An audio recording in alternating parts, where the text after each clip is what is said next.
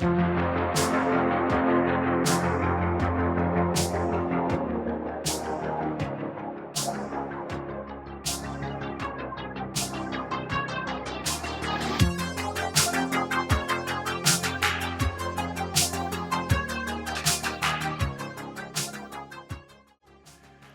and welcome to episode 22 of Contra Mundum. I'm your host, Pastor Andrew Isker, and here is my co-host, CJ Engel. Hello, CJ. How are you? How was your week? What's going on? What's going on? My week was good. 4th of July, Independence Day, right? That's always fun when you live in a small town. And it was warm, but not the hottest 4th of July. I'm not a summer guy at all, so I am not a big 4th of July has been tough for me because I like to stay inside and hide from the heat. But it was good. It's always fun, and the kids have fun with the fireworks and all that stuff too. So it's like we get to LARP as a free country. So yes, it's great. It's wonderful.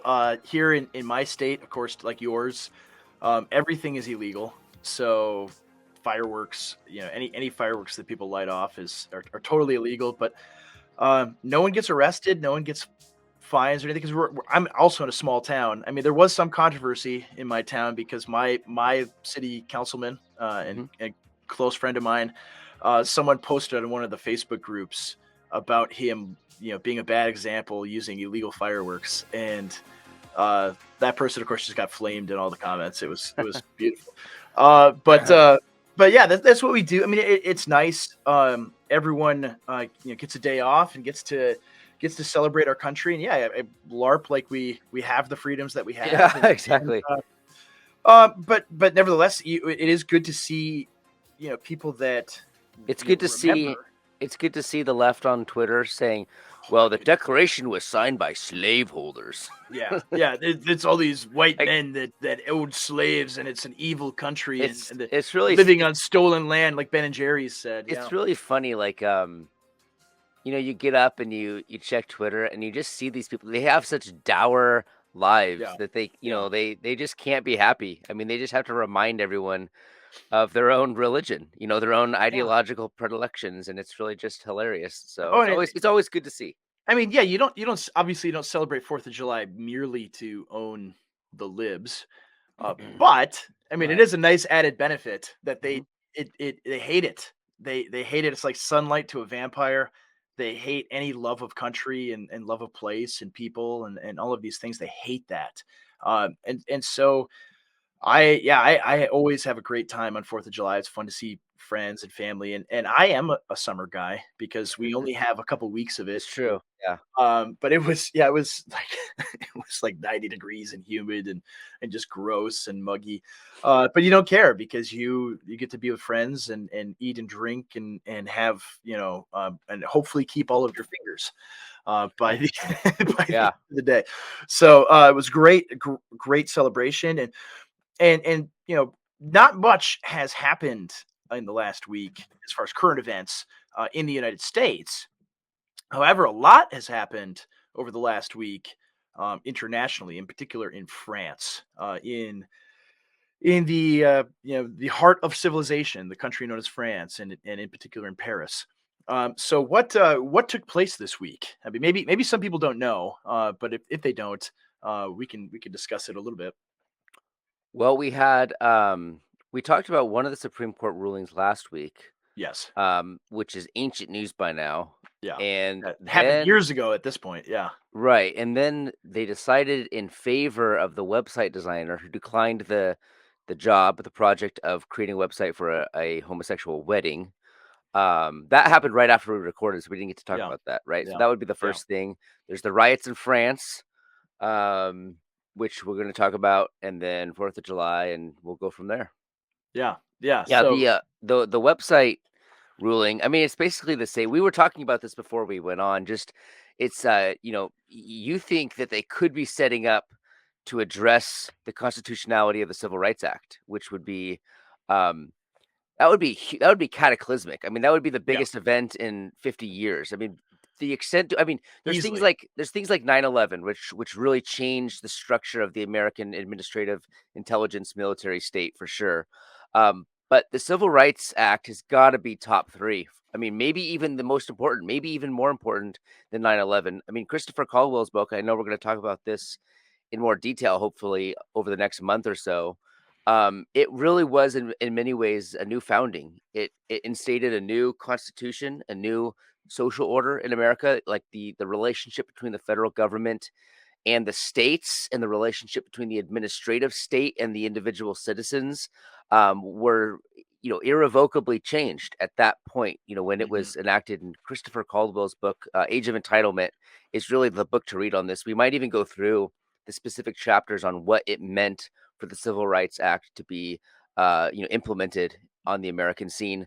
It also gave the it's funny. It also gave the American state not a mandate of heaven, but sort of a mandate of hell to to export its like therapeutic state themes onto all of Western Europe. I mean, once Yeah. the Civil Rights Act was enacted here and America was the empire, it became sort of an imperial theme to Mhm. pursue this. I mean, this rhetoric of civil rights. I mean, now we have Martin Luther King enshrined in at Westminster Abbey, I think, Yeah. right? I Yeah. mean, so Yeah. Yeah. so, I mean, this really is a key component of the American religion, and addressing some of the derivative decisions from that law, which is what they're doing now, really sets us up for some major opposition to the American ideological framework over the coming years. And we talked about the fact that, I mean, Clarence Thomas is getting old. I think he's Mhm. the most senior member, right, of the Supreme Court. I believe so, yeah. Yeah, Yep.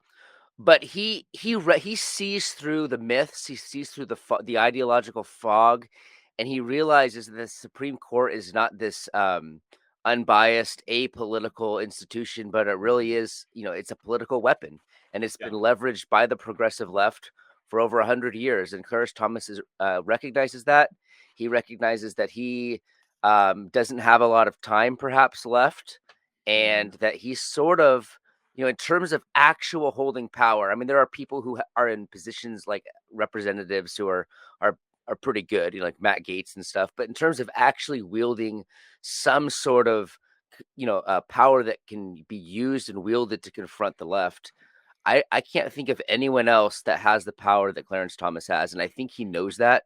He Mhm. recognizes that the Supreme Court is an institution of power, and that he does have the ability to uh, to participate in an actual war. And I think he sees that, and he's trying to leverage that.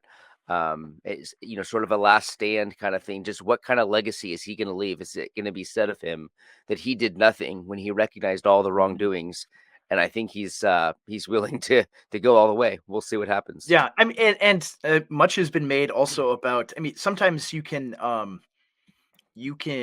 peer into the mind of a Supreme Court justice based upon his family's political views, public political views, and his wife is incredibly right wing, Mhm. an incredibly right wing Catholic, traditionalist Catholic woman, and also, I mean, during the, how do we put this in a way that um, we're allowed to?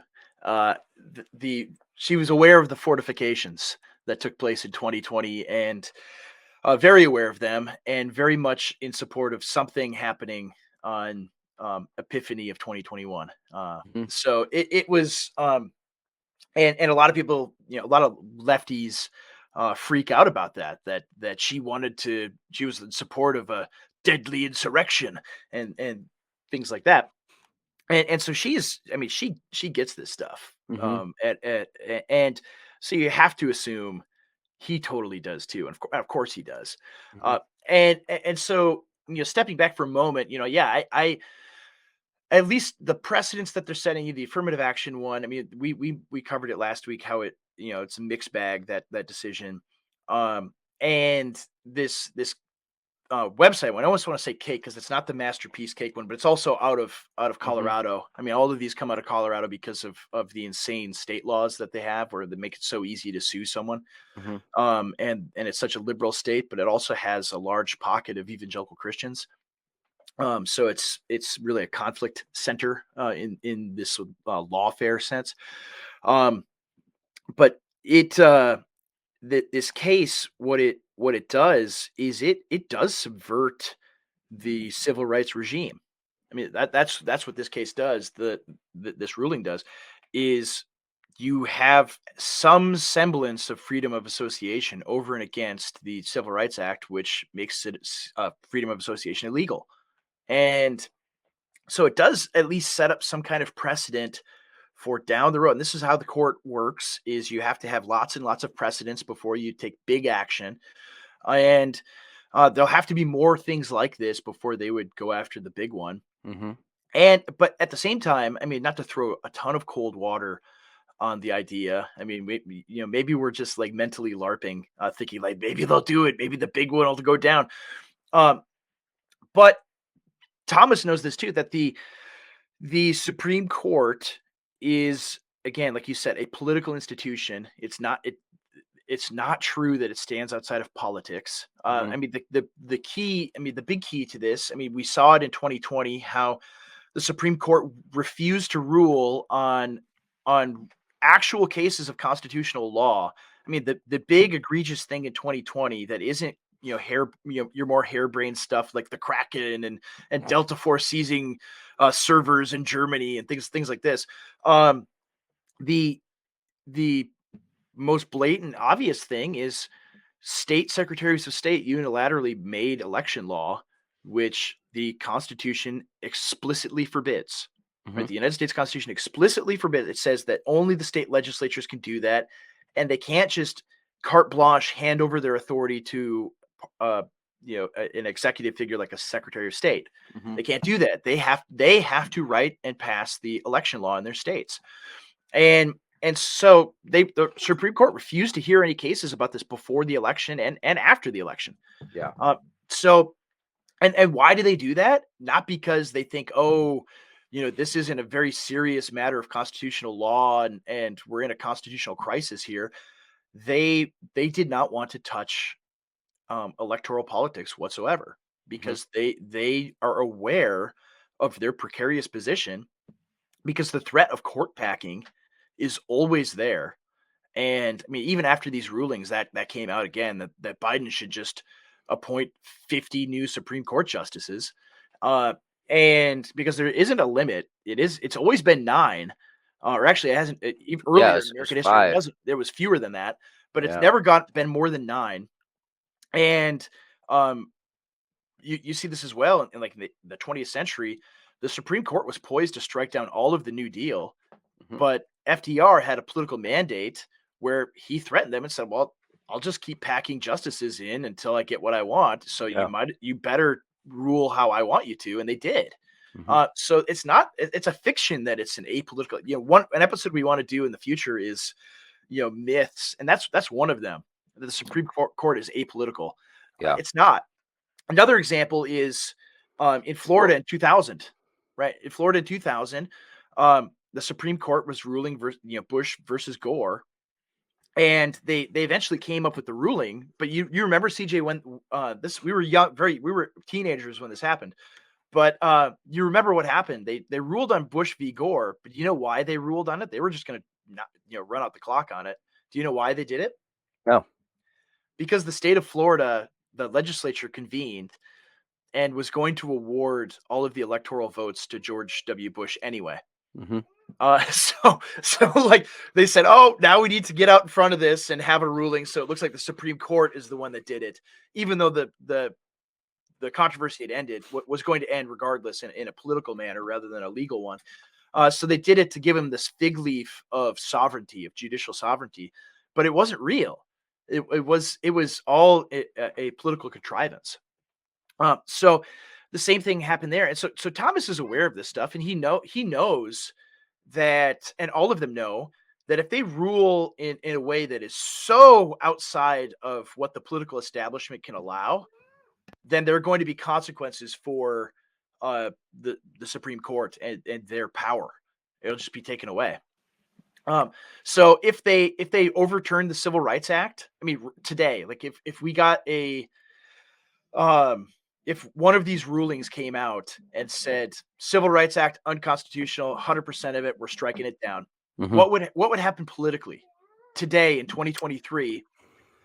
the both Well, houses, eh, well, the Republicans and the Democrats would pass a constitutional amendment mhm, to enshrine the Civil Rights Act into yeah. Constitution, and Republicans would take the lead on it and make it Yes, they happen. would. Yes, they would. Yes, the Republicans need this just as much as anyone. Yeah. They've been entirely convinced by the Martin Luther King myth. They've yeah. Oh yeah. I have no interest in defending the Republican Party. I'm not a No. part of it or anything like that. I think it's just as bad. But it would be I don't know exactly. Yes, the Congress would try to pass something like that within their legislative jurisdiction, but I don't know what would happen politically. Like it would really be interesting to see what kind of lines are drawn after that. Politically, I Yeah. don't know. I think it would happen overnight. I think they would move so quickly. They would take the entire text of the Civil Rights Act and make it a I constitutional mean, amendment. the administrative state, the structure of the administrative state would be dealt like in a massive blow. It would be Oh like yeah. it would end overnight. Like the entire departments would have to fold if they Yeah. didn't do that. It'd be a huge crisis. It'd be bigger than like the financial crisis, or it'd be Absolutely. different than the financial. You know how like during the financial crisis in 2008, they were having like overnight emergency sessions to try to figure out how to backstop these bad loans, but it'd be the same thing because like you'd wake up the next day and certain departments entire like business lines within the department, like even contractors, like Oh people yeah. that have like multi-million dollar contracts with the federal government, all of them would be affected by this overnight if it was Yeah. repealed. Yeah, they would, Yeah. and so I think they would move with the same type of even greater haste than they did in the Hmm. financial crisis, and look what they did during the financial crisis. They passed things immediately with like 99% of the vote. Hmm. Both Republicans and Democrats, total uniparty conformity to this, Of course. and so that's what they would do, I think, politically at this point. So there has to be, I mean, Caldwell's book, this is why I think it's so important, because it has changed the conversation, at least among the far right, and slowly back toward the middle of the mainstream. Almost like, so I think an example of this kind of process is looking at like immigration. We'll talk about immigration more broadly later when we get to France. But the the conversation, just think 10 years ago where politics was at in the United States of America. 10 years ago, 2013, you didn't have anyone talking about immigration and why it's a problem, why it's bad. You would have people say, "Oh, I'm against illegal immigration," and they would talk about things like that. That would be a talking point Republicans would go with, but they never intended on doing anything. You had Republicans who were totally in favor of amnesty, and the majority of them were. Oh, we need to amnesty these people because then they'll vote for us if Hmm. we do that, and that of course never works.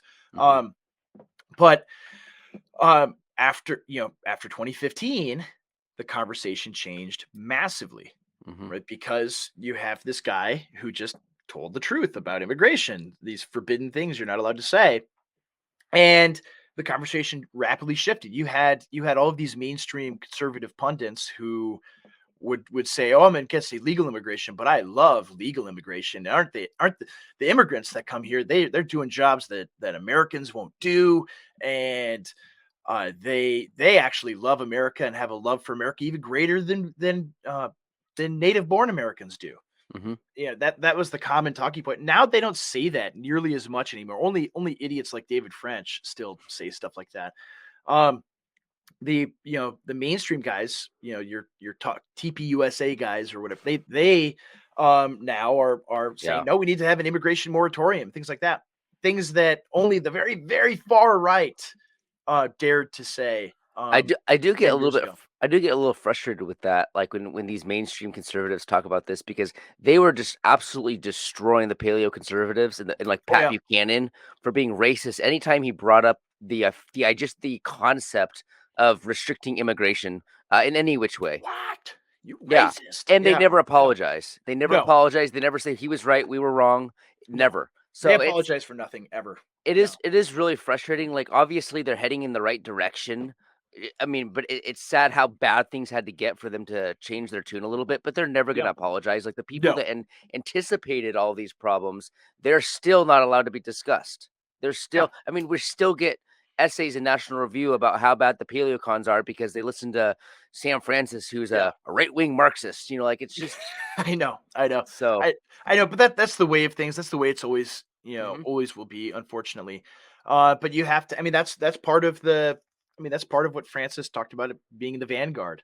Yeah. Is you're never going to be appreciated. You're never going to be lauded in your own day for Hmm. being right. Uh, but nevertheless, you continue fighting. And on this issue, this is the same way. Right now, these guys, they love the Civil Rights Act. They think it's great. They think it's, equality and equality of opportunity and blah blah blah. Um, but once these arguments go from the far right into the mainstream, they enter the conversation, and honestly, the online right has way more cachet than they have ever had, and way more ability to influence the conversation. And I think that's going to happen. I think that's going to be the next step, Hmm. and the crucial next step that has to take place is understanding that you cannot have a country. You can't. You simply cannot have your own country. You can't have any form of civilization, quite frankly, under law like this. I mean, the entire point of the Civil Rights Act is to deconstruct um, traditional, normal, healthy society, to tear it apart and Hmm. parasitize it. Hmm. That is what it does. That it deconstructs all of it, destroys it, and it's central to what the left is doing. Hmm. And so if people begin to see this and understand this, it isn't like, oh, it's a law that makes it so you have to be nice to black people. Like that's how like the normie conservative views it is, Right. oh, everyone was just mean to black people before, and now because of the Civil Rights Act, now you have to be nice to them. And that's good. And that's not what it is. Right. That's not what is. I mean, maybe in this prima facie, really simplistic way, but that's ultimately that's not the point of it. The point of it is to destroy the country, and it's succeeded.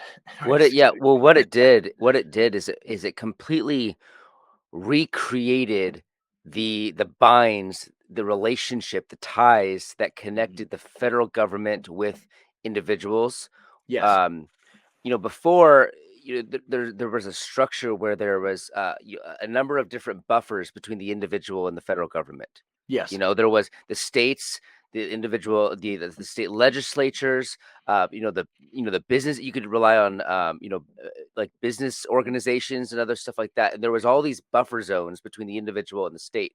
But now, if you offend civil rights law as an individual, you are literally face to face against the hot steel of the federal government for the first time Yeah. in U.S. history. I mean, it completely redid all the ties. It redefined the relationship between the federal government and the individual, and it really was a totalitarian effort to basically move away all the buffer zones between the individual and the state. Yeah. And that's That's what the civil rights did. It yeah. created a constant, like, human resources lady over your shoulder at every level of your Everywhere. life, everywhere. Yeah. Every Yeah. business is affected by it. At any time, someone could be, I mean, and this is a religion too. So like if you Oh yeah. if you if you break orthodoxy in this area, you will receive the ire of religious zealots. And Yeah. that's another aspect of it, is it's very ideologically oriented as well. Yeah. That's so there was a story. These pop up periodically. Some study that people with they them in their resumes are far less likely to get jobs, which is only natural. Why would you hire a person who's advertising their own mental illness and instability to be trusted to do work for you, right? Hmm. So of course, like that's natural. Why would anyone do that? It's insane. Hmm. Well, why is that story put out there, right? Why is that story broadcast and publicized? It's because the next step is them requiring you to hire those people, right? Or be penalized severely if they can find evidence that you turn them down on that basis. Hmm. I mean, that's the whole point of the Civil Rights Act is you're no longer able to hire people based on different signals that will signal competency, Hmm. right? Even if it's like a family friend of somebody right, is technically illegal to give them preference.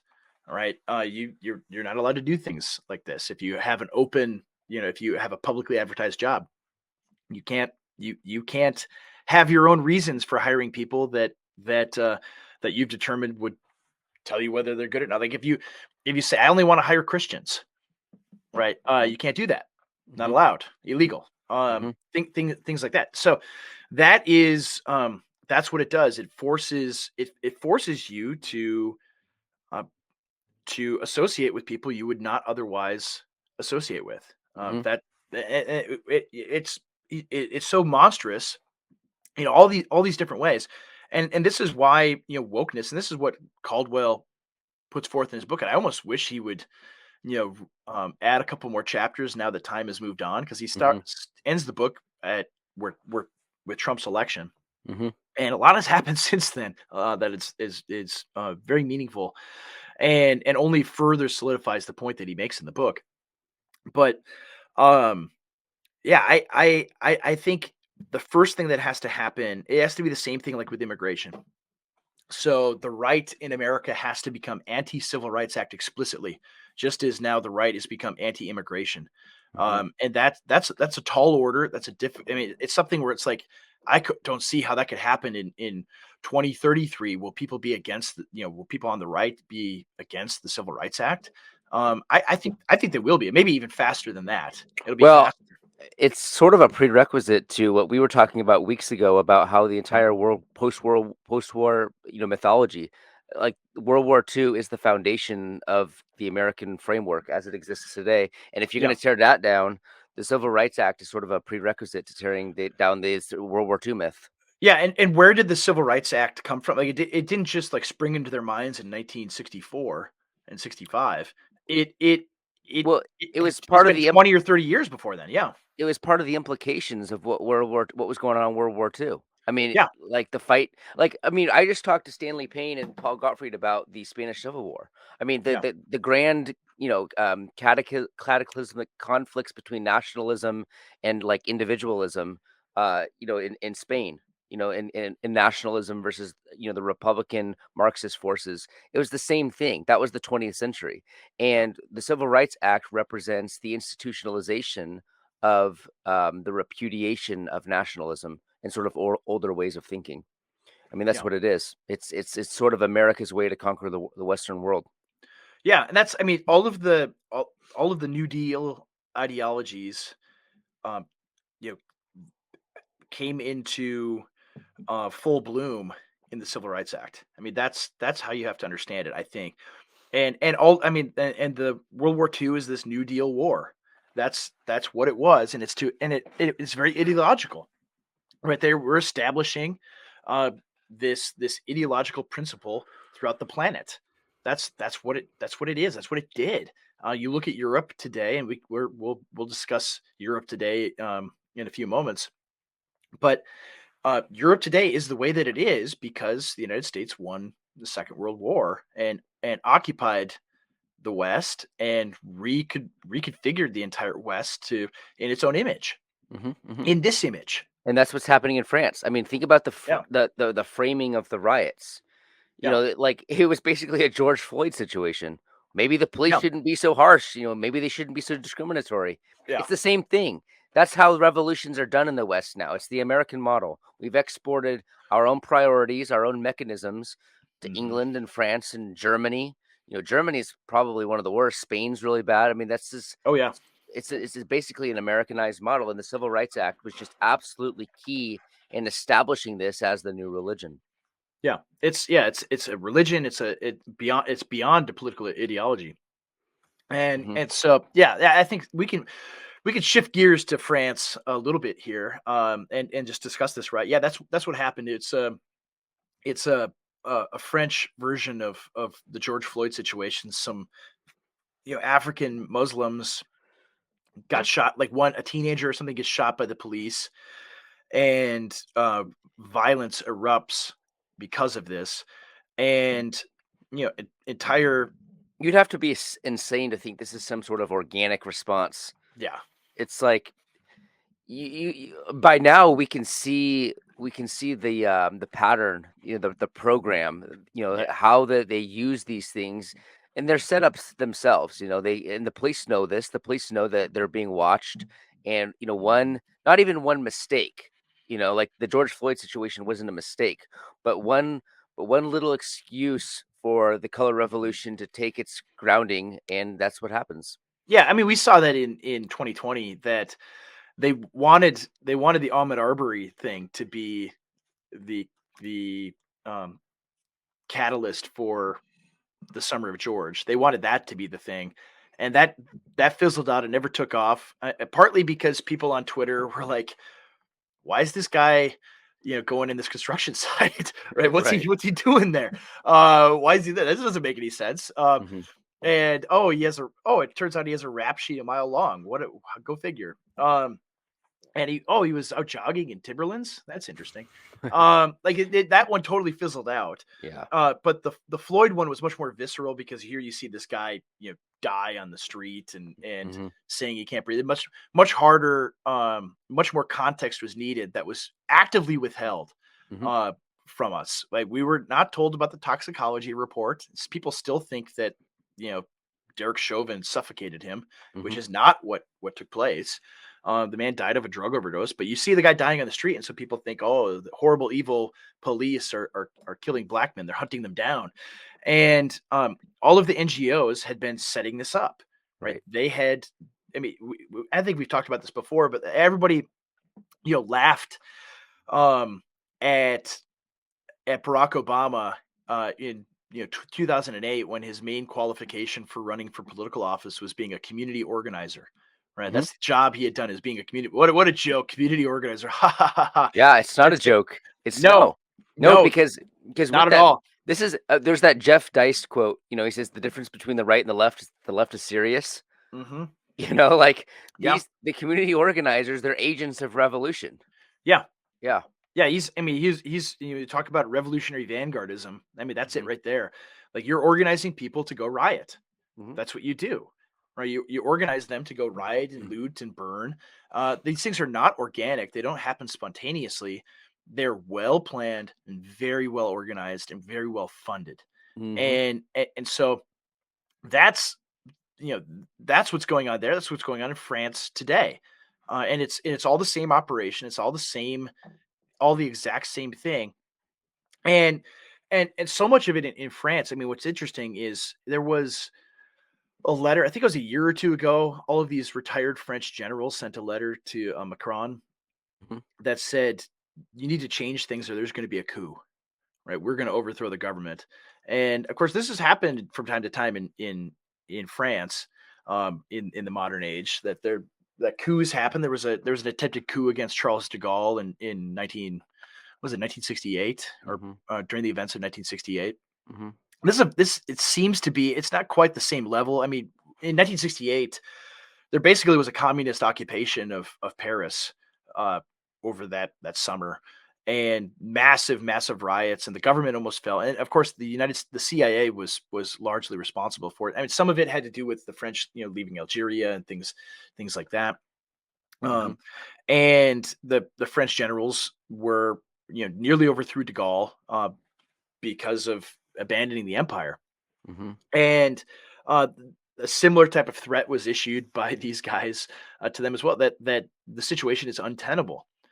And I mean, you see this with some of the policemen and some of the figures in France saying that that's what needs to take place. And so maybe this is their only chance to do it. And all of this discussion, all of it is I mean, we're leaving out the big thing, which is multiculturalism and enforced globalism on France. I mean, France is the way that it is because throughout the 20th century, the United States decolonialized all of the third world.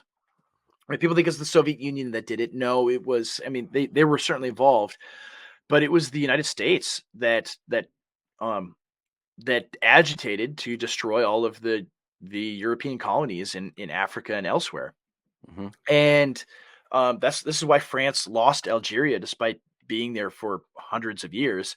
And their motivation today. The rioters are like, oh, the French were evil and they occupied our country of Algeria for so long and all of our African countries, and now this is payback for what they've Right. done to us. You see that all over the place, and of course, like, what did the French do in these places?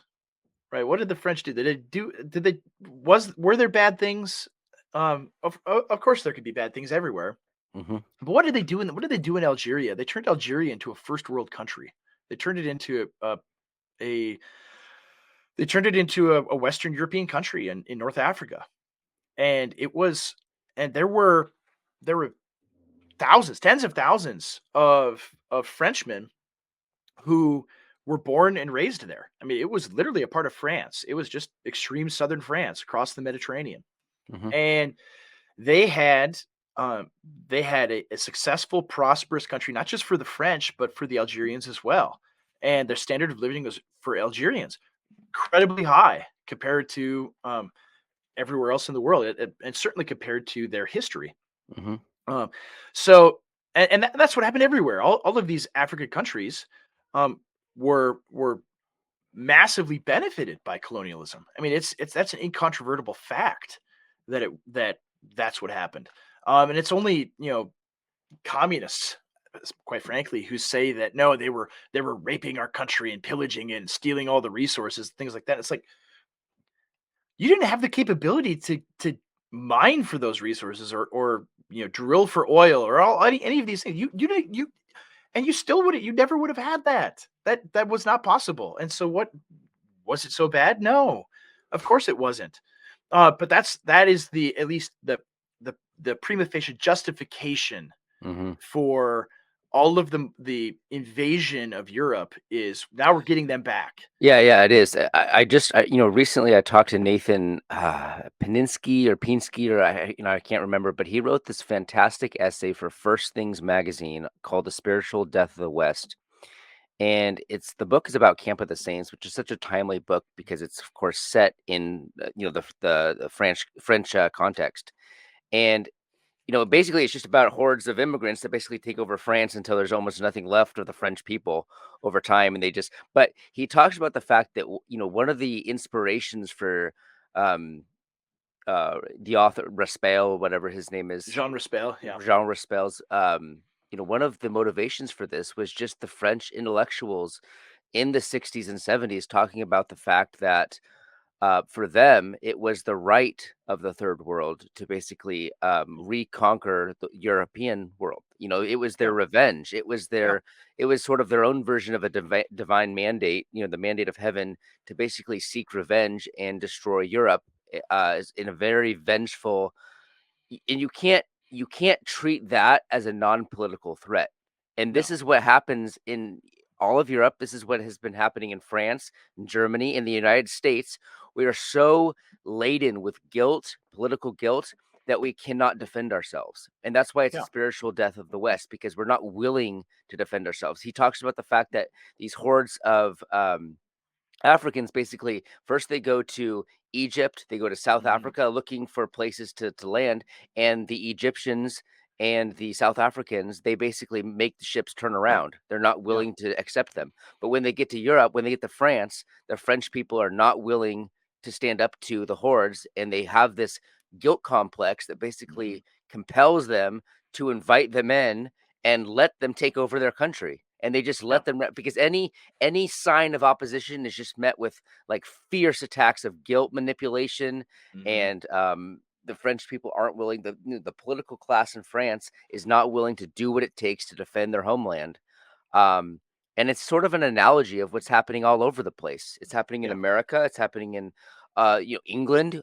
I said on Twitter, Oh, man. France is burning now, but England is next. I mean, England. Yeah. I have friends that they're Londoners and they've lived there for centuries. Their family has been there since like the 1500s in London, Yeah. and they are no longer welcome there. There are minorities there, and they don't have a homeland. And this is Yeah. a very real political crisis, but it's really hard for a lot of people to escape the matrix of the Yeah. American ideology that was founded in the spirit of the Civil Rights Act. Yeah. Yeah. And I don't know if you saw this video that was making the rounds of it was in Galway, Ireland, and someone goes around and asks all these Irish people, what is the number one name, baby name in Galway, Ireland? And so many of them, it's John or David or Peter or Patrick, things like that. They're thinking traditional Irish, given names. And when the interviewer turns around and says, "No, it's Muhammad," their faces are like, Yeah.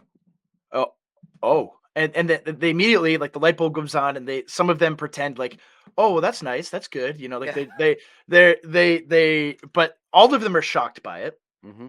And there's only one, it's a young guy who's like, "Oh, bleep that," Yeah. that gets angry about it. The rest of them, it's like middle-aged women, and Yeah. they're all, "Oh, well, that's, They're all uh" paused. They can't. yeah, they're occupied, right? They know Yeah. that they're not allowed to say, "That's not good, that's bad, they need to Right. leave." Right. They're not allowed to say that, so they're like, "Oh, that, like, you see the terror in their eyes that now they're on camera reacting, and everyone's going to see them saying the wrong thing, so they say, "Oh, that's good, that's okay." But every single one of them is shocked by it, and it's not like, Dublin or Belfast or one of the larger cities in Ireland. It's a smaller city, and so they assume that that's not happening there, and it Hmm. is. It's Hmm. everywhere, and same thing like Minneapolis, right? Most popular name, Mohammed. Hmm. Um, it is, People it's have. Yeah. It really is the camp of the saints. Like, people yeah, don't realize the revolution comes in a way. Instead, it's wrapped up in the clothes of Christianity. It's wrapped up yeah, in tolerance. It's wrapped up in love and kindness and sharing and the framing of the Good Samaritan. And mhm. it's amazing that people can't. They're unable to escape it. The Yeah. You're mentality. manipulated, right? You're Hmm. manipulated into believing that you're a good person if, um, if you just tolerate it, if you're okay with these things, and it is it's yeah, like you said, it is the spiritual death of the West, that the will to simply exist as a people has been removed. Hmm. It's been stamped out, right? I mean, in America, it's weird because America, is a newer country, right? It's a Hmm. newer European country, and so we don't have this deep millennia old, identity with this particular place and land in the same way that they do in Europe. But it doesn't matter. In Europe is the same way. You can't you're not allowed to say that France is for Frenchmen. Like, Hmm. I think that's why France is, and England and elsewhere is just rhetorically an incredibly powerful um, object to discuss, because you should be able to say that. You should be able to say that Germany is for Germans. Hmm. It's not for Turks. It's not for Muslims. It's not for Africans. They have their own countries. Germany Hmm. is just for Germans. France is just for Frenchmen. England is for Englishmen. That's okay to say that. That's not wrong. And if you are, if you immediately like react, I don't know if I could say that. That means you've been infected by this Hmm. virus. Hmm. It's okay to say that, and it's okay to say America is for Americans. That this is a hard one. I think there is a little bit of an American dilemma there, because there's not a nationality that constitutes America. Yeah. Um, so you can't. I mean, but you can say Americans. But what is an American? Yeah. This is Exactly. the thing, and I think we have to make a political decision. We have to recognize that America was a derivative country of the old world, and by the Yeah. old world I mean Europe, Western Europe, Yeah. and so there is a little bit more national variety to it, but it's not universal. No. When the founders said that they were creating a system for themselves and their posterity, they didn't conceive of posterity as the entire world. No. They saw it basically as Britain. And as you go out from that, you get less and less pure, but there is variety there. Yeah. British is not just English. There is variety in the American experiment, but to the extent that it's universal, to that extent it's a disease. And we have Yeah. to stop thinking universally, and we have Yeah. to start recognizing the fact that to be an American, is really to adhere, to or have connection with our political and cultural roots in Western Europe. And Yeah. it's the same thing happening here. But they take these little dilemmas and they've blown it out of proportion and then exported it to Europe. And Yeah. that's what the crisis in France is all about. Yeah, and so some of it's like, okay, how Spenglerian do we want to get, right? Do we want to say, oh, it's over, there's no going back, Uh-huh. that the civilization's dead and it's not coming back? I think it. I don't, quite frankly, I don't know. I don't know what's going to happen. Will there be a resurgence? I mean, it can't happen without a um a resurgence of Christianity, of true biblical Christianity, capturing the minds and the hearts and the souls of European peoples and Americans. Hmm. That I think is an absolute prerequisite for any type of cultural renewal. Hmm. And once you adopt that, and it can't be this globo homo Christianity that is inundated everything, that is totally subservient to the regime. It can't be that, right? And so it has to be the kind of stuff that we're doing and saying and understand. I mean, you look at the Protestant political theory from the 16 and 1700s, and those men they've lived in a completely different world than we do today. And it embarrasses a lot of scholars and academics and people like that when they read. I mean, you had something about Richard Hooker that you wrote about, but you read his writings, and it is very particularist. It's not universalist in this modern way. That they understand that there are particular peoples and places and cultures, and that Europe is not the same as the rest of the planet, Hmm. and that's okay. That Europeans, that England is not the same as the rest of Europe, much less the rest of the world, and that's good. That's good, and that we have to understand that all of humanity is not identical. That we don't have all the same principles, we don't have all the same ideas, we don't have this all the same way of life, and that's okay. And there has to be this realization. There Hmm. has to be this understanding that we are different, and that's good. Hmm. And the same thing has to happen, in a place like France or Germany or England.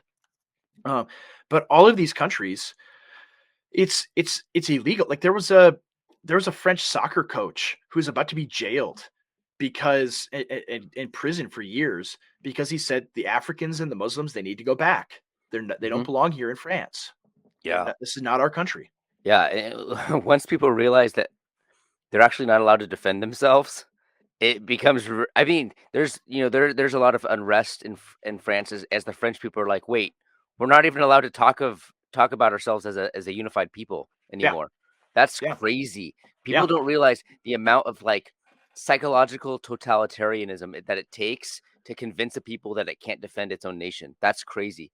Or That didn't yeah. happen. I mean, under communism, those were trends that were happening, but under American occupation, under American ideological occupation, the French people are no longer willing to defend France.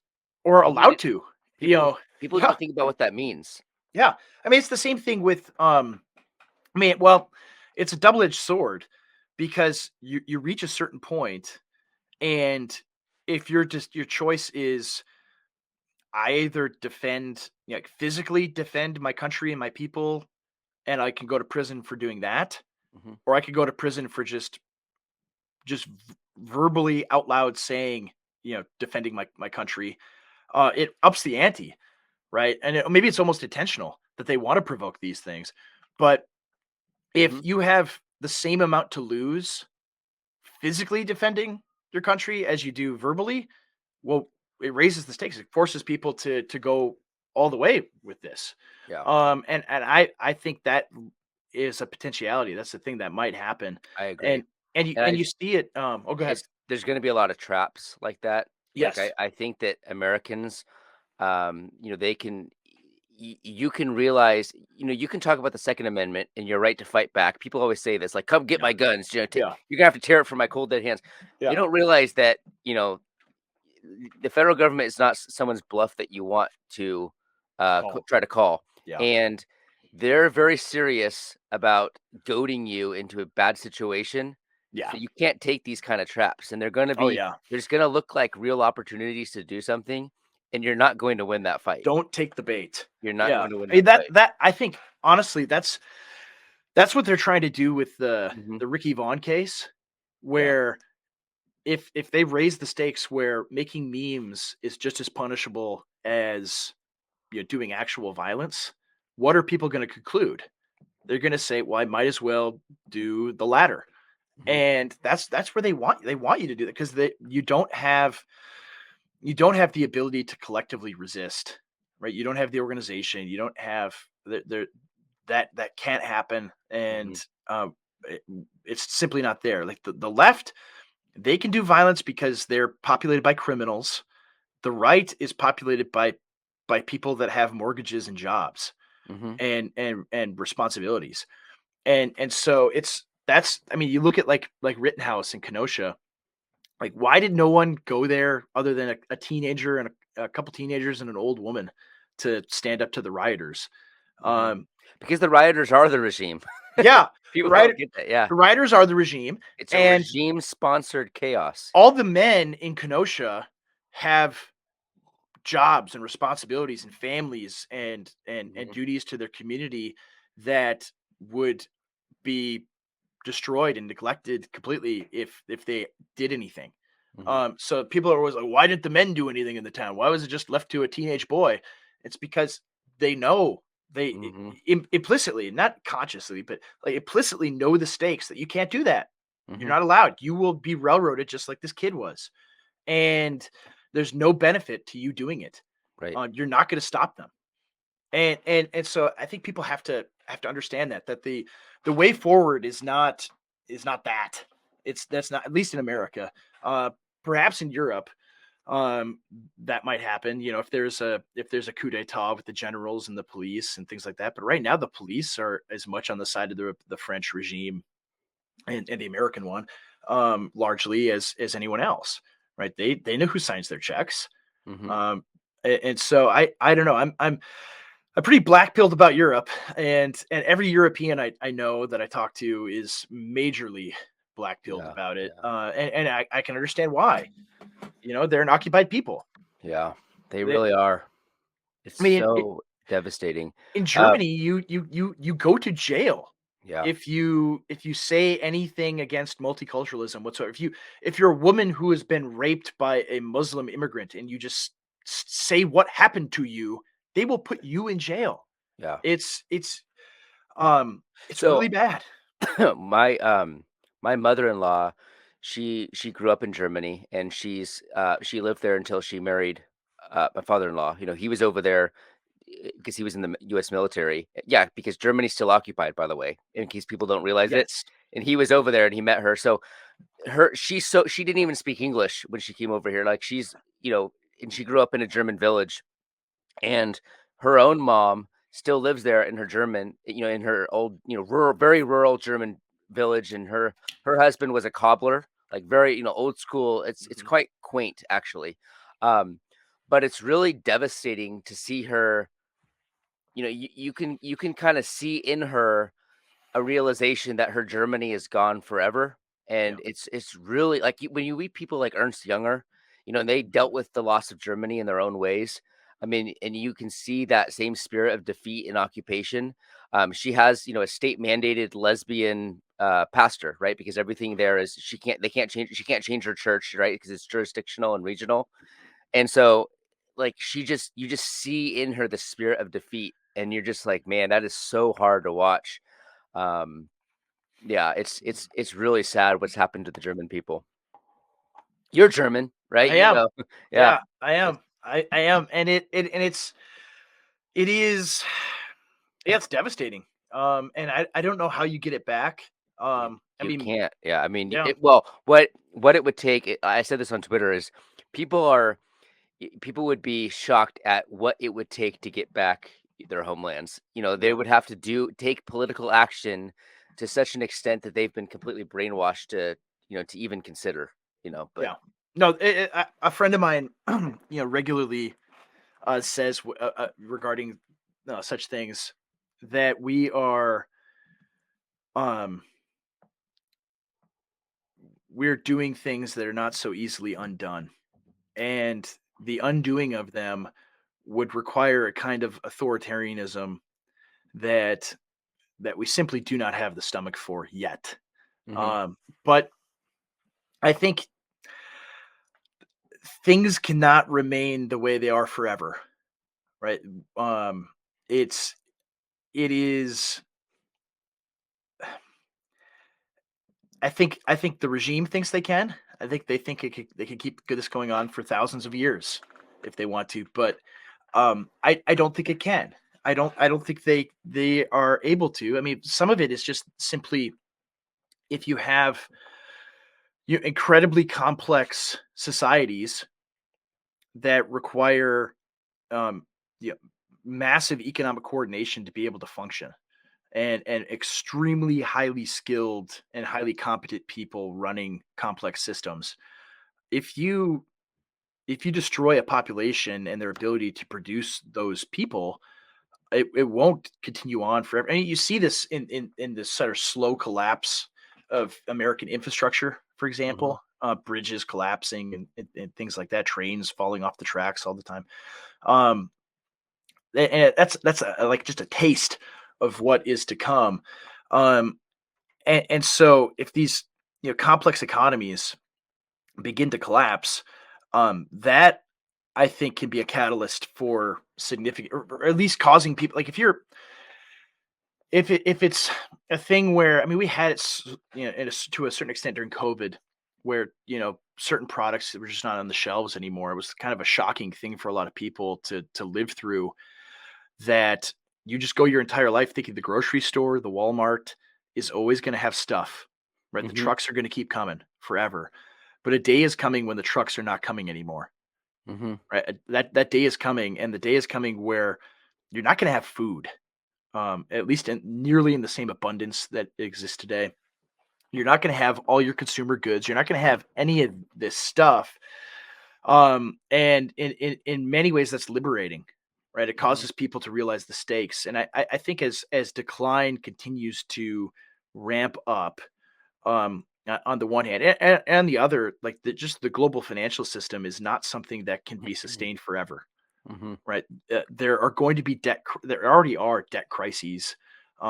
It will happen, right? And of course, yeah, you have the libertarian, especially the libertarian guys who are like, oh, the debt bubble's going to pop any minute now, but you have all of these unfunded liabilities in the tens of trillions that are going to come due in the next decade, and how do they pay for it Hmm. without imploding the entire financial system and making 2008 look like a little blip? Hmm. Right?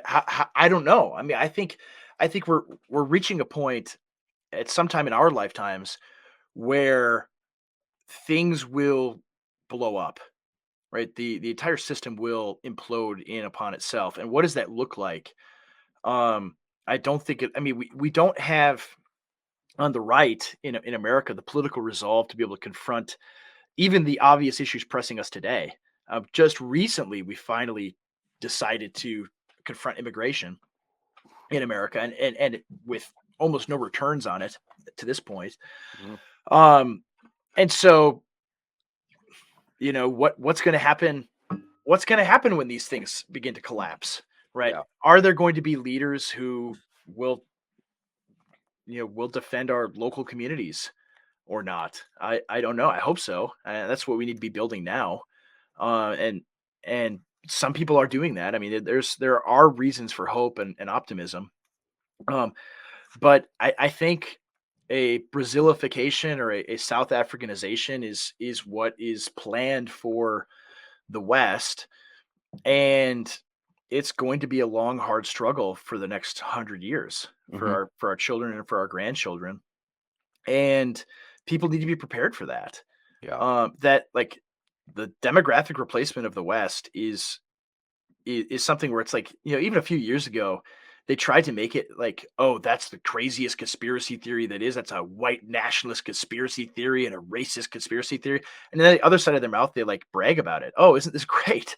Isn't this Yeah. great that this is happening? It's not happening, but it's awesome, right? It's the Yeah. celebration Exactly. parallax. Hmm. And now it's to the point where who cares if people call you racist for noticing it? Yeah. and that's the first step, is to just say, who cares? Yeah, exactly. Who And cares? it's hard to train yourself. Like your tendency is to respond to that with, no, I'm not, to argue or get on the No, defensive. I'm not. I have black friends and blah blah blah. It's like, It's just like, yeah, who cares? I no longer, I care more about my own children. I care more yeah, about my own way of life, and I care about my cultural heritage far more than what you think of me. Because it doesn't yeah, matter what I say, you're gonna hate me. It yeah, doesn't matter what I yeah, say, I'm gonna be a racist. yeah. No matter what, So, and even like the question of like, do are European countries and European peoples allowed to exist? mhm, Right. That's the question of globalism. Right. Are European countries allowed to exist as a distinct people? mhm, And the globalist says no. The normicon, right? If you really put him up against the wall and force him to say something, right, he will submit to the civic religion that as it exists, and they'll say no. No, I mean, you see these, like, you saw this with these like G3 guys talking about how Christian nationalism is ethnocentric, as though like ethnocentrism, like, where does the Bible say caring about your people is a bad thing? And actually, it says the right? opposite. Yep, it's It says that you need to care about those within your own, jurisdiction. You need to care yeah. about those close to you. Paul Um, does this. Paul Paul says, "My does this. kinsmen Mhm, according to the flesh, I want them to be Christian." mhm. And he cares about, I would be accursed for their sake if they would accept Christ. Like, you're not allowed, am I allowed to say that about, Europeans? Am I allowed Yeah, to say that about, right. Americans, heritage Americans? Am I allowed to say that, or do I have to just, universalize it to all 8 billion people on the planet? Right. No, no, there are particularities, and so it's okay. It's okay to care about a particular people that you come from, that have a particular heritage and a Mhm, particular history, and mhm. want that to be preserved. I mean, is the U.S. Constitution, which says they're making this for our posterity, Yeah, is that an ethnocentric document? sort of. Yeah, it is. It is. Yeah. So if ethnocentrism is evil and wrong and a sin somehow, then you have to throw out the Constitution. Mhm. Maybe that's what these guys want. I don't know. Um, but that, Well, what they want is the civil rights version of the Constitution. yeah, Yeah, that's what they want. yeah, because Yeah, it's the new civic religion. yeah, Yeah. exactly. And so that is the thing that has to be overcome.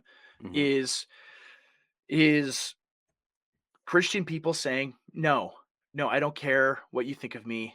It doesn't matter. I want America as it existed 100 years ago to continue to exist. mhm, Right? That's what I want. I want Europe 100 years ago to exist again. mhm, Right? That's the only way. And so you have to overcome a massive amount of propaganda, a massive amount of social engineering, a massive amount of social pressure all around you from every corner, right? Your own family, your own friends, everyone, just to say it's okay for Europe to exist. mhm, Right? It's okay for America to exist. America in its original sense, right? Not as a globalist project, right? A mhm, multicultural project. Um, it's okay for that to exist. That you have to overcome these mental barriers, these spiritual barriers, in order to just say that. And it's insane. It's wild. I mean, even I made this point. I almost did a poll on Twitter, but I thought, I'm not going to do it. But I thought, and maybe this came from a discussion we had, off air at one point. But you'll have like these conservative evangelical churches, like all of them universally, will say, no, we're totally welcoming to any homosexual that wants to come to our worship service. We're not gonna temper anything we say in agreeing with the Bible. They're gonna hear what the Bible says about sexual sin and so forth. But they're more than welcome to be here. We'll welcome them with open arms to come to our service and hear the Bible preached. And people will say, well, that's a good thing. That's really good. But if you say someone who has the same views as your great great grandfather, right? Those people are yeah, not allowed in our church whatsoever. right, Right? Gospel's not for them. right. Those evil people. No, no, no, the ethnocentrists. No, we got to drive them out, because that's the great sin of Yes, the current religion, yes, right? yes. I It's mean, not a and that's sort of the truth too about, speaking of mental occupation, it's not only Germany that's been occupied, it's Christianity, it's yeah, evangelicalism, it's an yeah, occupied religion. Yeah. It serves the interests of the regime. The regime operates on a manipulation of Christian rhetoric and Christian themes Yeah. and the Christian past. I mean, that's one of the things that Paul Gottfried points out in his multiculturalism book, is one of the most brilliant strategies of the revolutionary left in America is its ability to leverage Christian rhetoric for its own purposes. Yeah. So it is wrapped in the veil of our Christian history, Yeah. and so most normie people, they don't realize what's happening. They can't see through it because it's uses the same rhetoric, so they don't even realize that they've been completely occupied. Yeah. I actually wrote about this last week for Gab News, Hmm. and I said exactly that.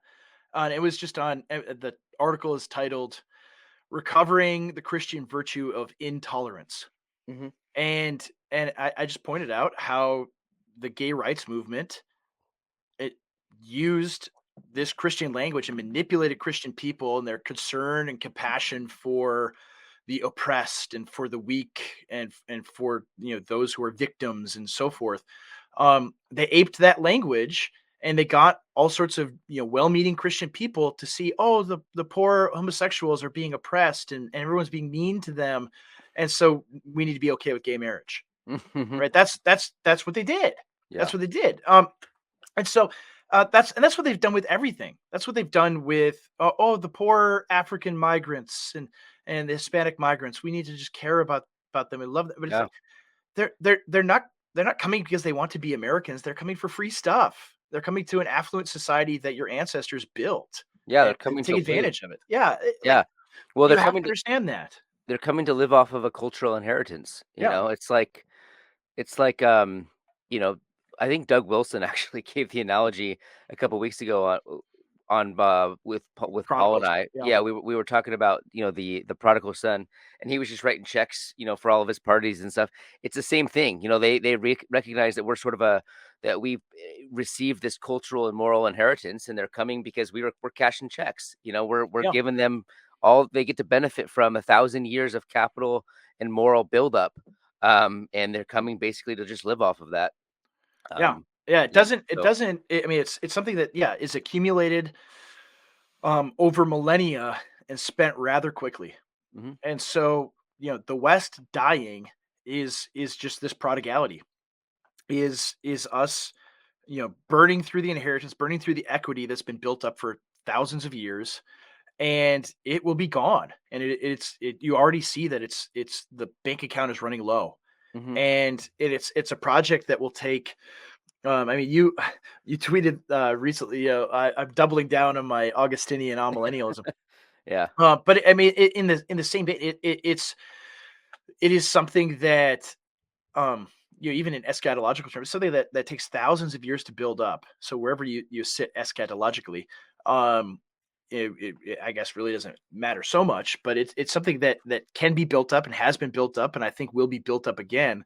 But it has to you have to reach bankruptcy first, I think, in this decline Yeah. stage. Yeah. And before people are shaken out, before the gods of this age are revealed to be frauds, Mhm. um, and the idols of this age are revealed for what they are. That's one of the biggest ones.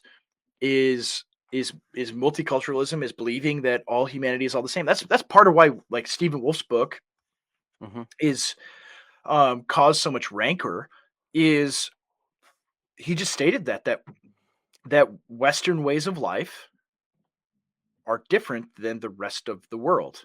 That we think differently, we operate differently, we have different principles that undergird our society, and and that's okay, and it's okay Mhm. to recognize that. And people freak out about that, right? They cannot countenance it whatsoever, right? They can't, and and so I think it's recovering that, and it's a very simple thing to recover, but it's so difficult for Yeah. people to see that multiculturalism is not good. It's very bad. All it is cashing the checks on the inheritance that your ancestors built up for you over generations. And so as people begin to see that, I think um, there will be a reaction within, and there already is one within the church, where people are beginning to see the lies that we've been Yeah. told for half a century The thing that and the thing that's rejecting them. the thing that's gonna be important though is you have to get them to see not that the problem started 10 years ago or that the Yeah. problem we've kind of reached a point where it's like, okay, it's a little bit too much now. You Yeah. have to realize that Let's this has dial it been back a little. Yeah. this has been the project, this has been the purpose since the 1960s. The entire post-war American world order is built on these lies. What we're Yeah. seeing is nearly the result of that. You have to go all the way back. You have Yeah. to cut it off at the root. You have to have Clarence Thomas address the Civil Rights Act. That's the only way to do it. You cannot start from 1990. You have to start from the beginning. Yeah. Absolutely. Absolutely. Well, I think that just about covers everything we have to say for today. There's plenty more we can say, but Well, I have one more thing of interest just on the end. yes. I am fascinated by the fact that in France the riots looked very serious, Oh almost yeah. a world historical Hmm. cataclysmic political event. You know, like I was Absolutely. looking for a while, like France may have been like about to be taken over by something or some sort of like changing of the guards was happening, Hmm. and then all of a sudden they shut off posting to the internet. Right? If you're in France, if you're in Paris, you can't post videos of the riots. So we Yeah. actually don't really know what's going on. No. Maybe like 5 minutes. Like, what's your take on the fact that they can shut down the internet like that for in a state of emergency? Like, the only thing that we can Yeah. be told right now is basically what the The, authorized outlets mhm. say on the internet or on Yeah. mainstream television. That's a little scary. Oh, it's very scary. That's a thing that I have commented on this past week, and have said that.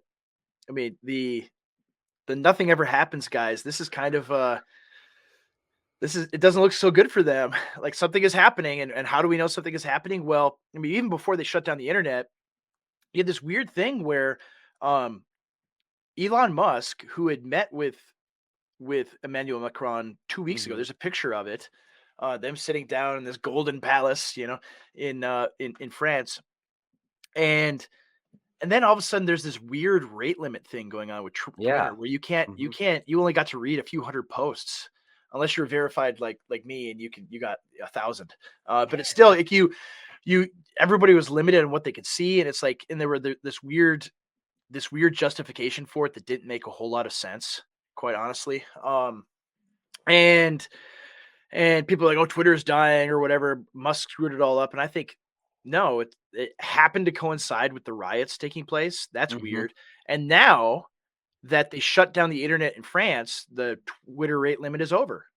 Right? Hmm. That isn't happening anymore. Like, Hmm. they solved the problem. Weird, cool. And so I think, like, just the fact that they could shut down the internet, like if something like this were to occur in America, right? If you had a Summer of George times 10, Hmm. right? And it was and now, instead of just being in their own inner city areas burning that down, they go into the suburbs and start, looting, all the rich people's houses in the affluent suburbs, and shooting people and raping people and all this. Like, it just a total, you turn into, what, 1805 Haiti. All right. If that were to happen, right, what would they do? They'd shut down the internet in America Hmm. instantly. They would just, I mean, they would turn off the cell towers or whatever they had to do. They would Yeah. they would do it. And It's crazy because didn't the French government basically announced that for the public safety or whatever, they were gonna stop mhm, people from posting yeah, videos of the riots, and it's been totally effective. I haven't seen yeah. anything new. I haven't seen No, anything new. I haven't either. There hasn't been anything for the last few days, It's and crazy. so they So we have accomplished no it. idea. We have no idea what's actually happening or what kind of Yeah, deals are being made yeah, or, what kind of fires are being stoked yeah. culturally or politically. It could be real. This could be very real. But yeah, you're right. If something like this happened in America, their ability to kill the switch would be Well, and really. that's what happens. Like, I mean, you look at like an African country when there's a coup d'état. What's the first thing they go get? Is the radio and TV station in the capital, right? That's Mhm, the first building that gets occupied, so they can control the flow of information. mhm, And that's what they're doing in France, right? So if mhm, there was a coup taking place, they shut down the internet immediately, mhm. um, so that the people organize it, so there can't be popular support of it, and so forth. Right. Um, and Yeah. so they would do the same thing here if a big happening was happening in America. They would shut things down so that no coordination, no communication, none of it could take place. They'd shut down all the cell towers Mhm, if they had to. I remember Um, let's see, over 10 years ago. It's like 2011 or 2010 or even no 2007. This is like 16 years ago when the I-35 bridge collapsed. Talking about decline. It's been happening for a while. The I-35 bridge collapsed in Minneapolis, and so of course I have tons of people I know and care about in the Twin Cities that I'm calling, and some of it is like the cell phone towers just got jammed Hmm. because everyone was making phone calls, and it wasn't they the technology wasn't um, as developed as it is now, but you couldn't place a call to a 612 or 651 area code number for like at least a day or two, Hmm. and it would be something like that where you just can't make phone calls. You can't access the internet. You can't do any of these things. And if they could do it, they would just shut down cell towers. They shut down fiber optic lines. Whatever they would have to do, they would do that.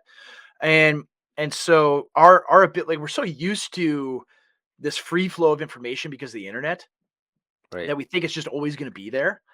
But I mean, that's one thing for people to think about is what do I do if they shut that down, Hmm. right? And I'm completely alone. Like if all your friends are only online, Hmm. that you discuss these things with, like you need to have people in real life desperately. You need to have a bunch of people that think like you do, that believe the same things you do, that are willing and ready to defend each other Hmm. in real life. Like that's what you need. And that's so you think about it in those terms, that's what you ought to be building in terms of like an action item for yourself. Yeah. Building life like that. Yeah. You Um, do. and or if you don't have it, move to a place where you can have that. Because I mean, we didn't even discuss any of that today. Any of the leaving blue places and things like that. We're both in these horrible left wing states of Minnesota and California, but the place that we actually live is quite nice. Um, and so we didn't discuss any of those things, but that's the thing I think just brings that to mind immediately is if you are in a if this situation were to happen here, what would you do? Hmm. Is something we should be thinking about because as things decline and get worse, uh, the things that you take for granted are going to be gone. Yeah. And so think about it in those terms. I mean, maybe learn how to operate a ham radio or have things like that. Like communication is incredibly important, Yeah. and like a ham radio might be the only way to. I mean, I know a lot of preppers, and they all know how to do it. And they've thought through these things. Hmm. So maybe that's what you got to do. But yeah, it's disconcerting and shocking, and things could be happening that we didn't even know about right now in France, and we'd have no idea. It's Hmm. totally blacked out. Hmm. It is. Could happen here. Go Yeah, go get yeah. Take off your earphones and go make some friends. yeah, that's right. That's right. Set down the keyboard and go do stuff in real life. So anything else? Anything else that I forgot about that you wanted to cover regarding this? No, I think that's it for now. Okay. We have some good podcast episodes planned. We've Yes. been talking about Yeah. some themes, something beyond current events, and we're gonna get more interesting here in the Yeah. next couple months. Where we had our first real hater. Um, It wasn't even that no, no, it wasn't bad. that bad. He Oh. did get mad at us for using autistic as an insult, which is a very autistic, criticism. So Well, we use it equally. Like I I call have used it once, maybe. yeah, we use it. I We try to usually reserve it for libertarians. Well, I use it as a term of endearment, Oh, okay. Well, there you go. more often than not. It's like, oh, I appreciate the autism, CJ, of having this well categorized knowledge of a certain topic. Yeah, I oh well. Yeah, if you're a hater, leave your comment in the comment section, and we'll enjoy it. I'm sure. But yeah, we've had a lot of great feedback too. And yeah, a lot of the episodes coming up are going to be really good. I mean, yeah, current events is fun. There's plenty of stuff to talk about. But there's also so much history, so much political theory, political philosophy that really doesn't get discussed enough out there that we really want to get to. And so yeah, we have a number of these episodes coming up. One where we want to go over the myths historical myths that we've been taught. We're looking forward to doing that one. That's going to be really good. We could do a series of episodes on that, but we'll try to be brief. And several guests that we have lined up that are really good. That we're trying to get organized. So yeah, a lot of great episodes in the future here. And if you enjoy the show, make sure you like and subscribe and share it and let people know. It's continuing to grow. We're continuing to have more and more viewership and things like this. And it's been a lot of fun. It's been fun interacting with everybody on here. We have a friend that I don't know if we could plug him yet because I don't know if he has his business totally set up, but he has this woodworking business, a great poster who also does unbelievable work, doing craftsmanship. And so we'll plug him. Maybe we'll have him on someday. I don't know. That'd be a lot of fun. He's a non, so maybe he wouldn't want to come on. I don't know. It's been a tremendous amount of fun that we've had. We're almost coming up on 6 months. So the 26th episode, we'll have to do a celebration. Maybe we'll have in that episode 26, we'll have time for We're All Gonna Make It. Unfortunately, we don't have time for him today to have him on. We'd certainly like to have him on as well. Our friend, the poster, We're All Gonna Make It, who just recently joined Gab, so please follow him there as well. But otherwise, yeah, please like, subscribe, do all those internet things. Leave comments. Tell us how much you agree with me and disagree with CJ. And otherwise, yeah, I have a few articles coming up for Gab News. CJ has plenty of work for Chronicles and on his blog that you just posted one on Richard Hooker, right? Tell us about that briefly before we leave. Oh, let's see. What did I write about? Oh yeah, I was just I really like Richard Hooker. Yeah, I really like the work that Brad Littlejohn has done. Um, it's funny because they were totally terrible on the COVID issue, and they've been really shady in their quasi doxing yeah. and their associations with pro homosexuality stuff. It's an understatement that they've been But shady, but yeah, the but scholarship, great. Yeah, and I Wow. will forever be thankful for, just this completely new lens. It broke me of, some difficult intellectual difficulties that I was having, and I really appreciate, the thinking of Richard Hooker. And so I think I posted something small on it, nothing big, just a couple excerpts from something I was reading. So Maybe you can check that out. maybe we'll have an episode on Protestant political theory from Yeah, that area just on Richard Hooker. I mean, someday. Yeah, it is he's good. Like fascinating. Brad's work on that is phenomenal. And yeah, I wish Hmm. you know it's one of those things where it's like read the stuff that they write and not their application of politics. Right, right. They don't have the wisdom to be able to understand what is occurring. I think largely, again, like these are guys who are occupied, Hmm. despite the great you know knowledge that they have. I They're think, they're they're occupied. Yeah, yeah, I think the problem is that they see continuity and where it doesn't exist. where I see Yeah, discontinuity. So yeah, like I see Richard Hooker, they were part of Christendom, but I yeah, see us as complete. Everything's been inverted. All yeah, the rules of Elizabethan England are thrown out. There's no yeah. like this is a debate I've been having. I'm writing an article for Chronicles on whether we should have like a Burkean attitude.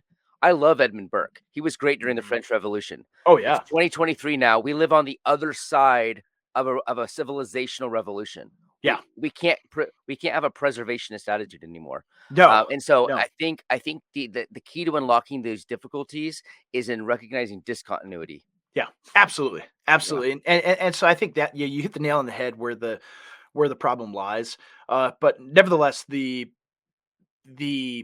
scholarship that Yeah. is out there is phenomenal. This is what the stuff we should read because there are answers to so many questions. If Hmm. you recognize that this is a different world that they lived in, Hmm. there that But is not but coming the back. reason why it's relevant is because of particularism. That was one of the points Yes. is that England they thought that the English political settlement had the right to work out what was good for England in discordance with what the Pope wanted, in Yeah. discordance with what Rome wanted.